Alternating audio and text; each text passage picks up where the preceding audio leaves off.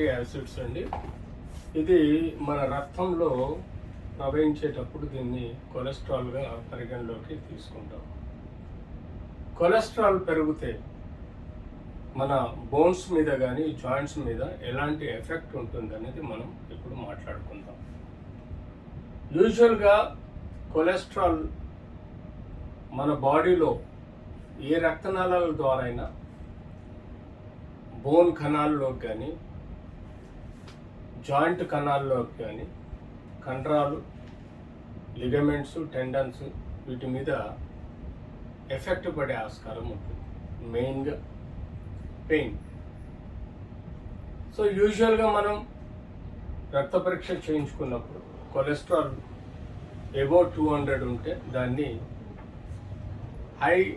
Hyper lipidaemia అని అంటాం. అంటే కొలెస్ట్రాల్ పెరగడం. ఇండైరెక్ట్గా బాడీలో ఫ్యాట్ కంటెంట్ పెరుగుతుంది. కొంతమందిలో రక్తంలో కొలెస్ట్రాల్ పెరిగి ఉన్న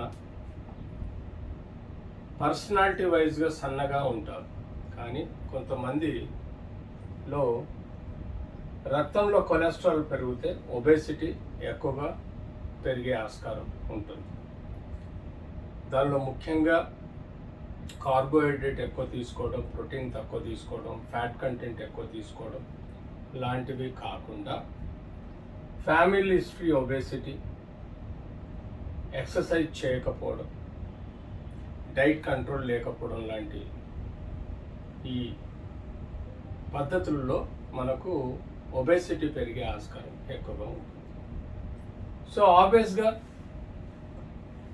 మనకు కొలెస్ట్రాల్ ఒకలాంటి ఇన్ఫ్లమేషన్ని బాడీలోని కొన్ని కణాలలో సృష్టిస్తే, రెండో విధంగా బాడీలో రక్తనాళాల్లో ఈ లిపిడ్ టిష్యూ అంటే ఈ కొలెస్ట్రాల్ గడ్డల్లాగా పేరుకుపోయి రక్తనాళాలను బ్లాక్ చేసి ఆ విధంగా మనకు కండరాలలో, నరాలలో, బ్రెయిన్లో, హార్ట్లో, లంగ్స్లలో స్ట్రోక్ తీసుకొచ్చే ఆస్కారం ఉంటుంది.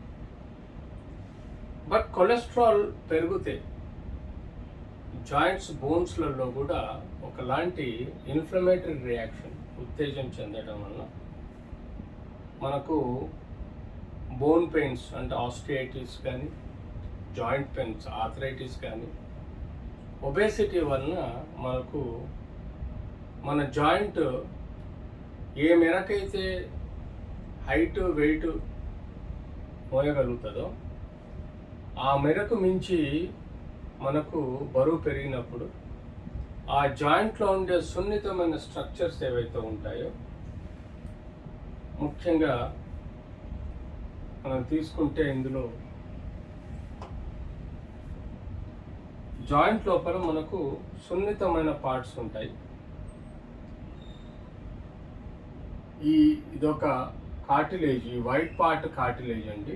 ఇదంతా జాయింట్ స్పేస్. ఇందులో ఈ యొక్క స్పేస్లో సైనోవల్ ఫ్లూయిడ్ అని ఒక లూబ్రికేటింగ్ ఫ్లూయిడ్ మన బాడీకి, మన మోకాల్ని మూవ్ చేయడానికి సంబంధించిన ఇంజన్లో ఆయిల్ లాంటి సైనోవల్ ఫ్లూయిడ్. ఇది ఫ్యాట్ లేయర్ అండి. ఈ 3 బోన్స్. ఎప్పుడైతే యావరేజ్ వెయిట్, హైట్ 5.5 ఉండి వెయిట్ 55 to 62 ఉన్నారో వారికి యూజువల్గా ఈ సాఫ్ట్ బోన్స్ డ్యామేజ్ కావు. కానీ ఎప్పుడైతే 80, 90, 100 కిలోలు పెరిగినప్పుడు, కొలెస్ట్రాల్ పెరిగినప్పుడు ఈ సాఫ్ట్ బోన్స్ అనేది ప్రెషర్కు లోనై క్రాక్స్ ఏర్పడే ఆస్కారం ఉంటుంది. క్రాక్స్తో పాటు మెల్లగా వేర్ అండ్ టియర్ వల్ల ఆ పొరలు అరిగిపోయి డ్యామేజ్ అయ్యే ఆస్కారం ఉంటుంది. సో కొలెస్ట్రాల్ పెరిగిన కొద్దీ ఇండైరెక్ట్గా మనకు బోన్స్ అండ్ జాయింట్స్ మీద ఎక్కువగా ఎఫెక్ట్ పడుతుంది. అంతేకాకుండా కొలెస్ట్రాల్ పెరిగినప్పుడు దీనికి సంబంధించిన కండరాలకు సంబంధించిన ఈ జాయింట్కి సంబంధించిన రక్తనాళాలలో బ్లాక్ ఏర్పడి కూడా మనకు ఇస్కీమిక్ చేంజెస్ వచ్చి రక్త ప్రసారం లేక బోన్ నెక్రోసిస్ వచ్చే ప్రమాదం కూడా ఉంటుంది.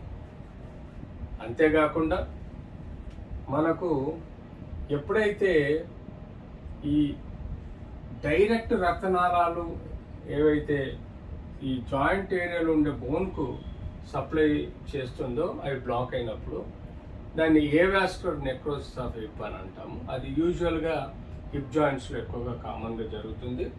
అలాంటి ఇష్యూస్ మనకు ఈ కొలెస్ట్రాల్ పెరగటం వల్ల జాయింట్స్ మీద ఎఫెక్ట్ అయ్యే ఆస్కారం ఉంటుంది. సో కొలెస్ట్రాల్ పెరగటం వల్ల హార్ట్ అటాక్ రావడం, బ్రెయిన్ స్ట్రోక్ రావడం, లంగ్ స్ట్రోక్ రావడంతో పాటు ఒబెసిటీ వచ్చేసి మన బాడీలో ఎన్నో అనర్థాలు, అంటే డయాబెటీస్ రావడం, అన్కంట్రోల్డ్ అవడం, బీపీ రావడం, అన్కంట్రోల్డ్ అవడం, అలాగే మన బాడీలో లివర్ డిజీజ్ కానీ, కిడ్నీ డిజీజ్ కానీ,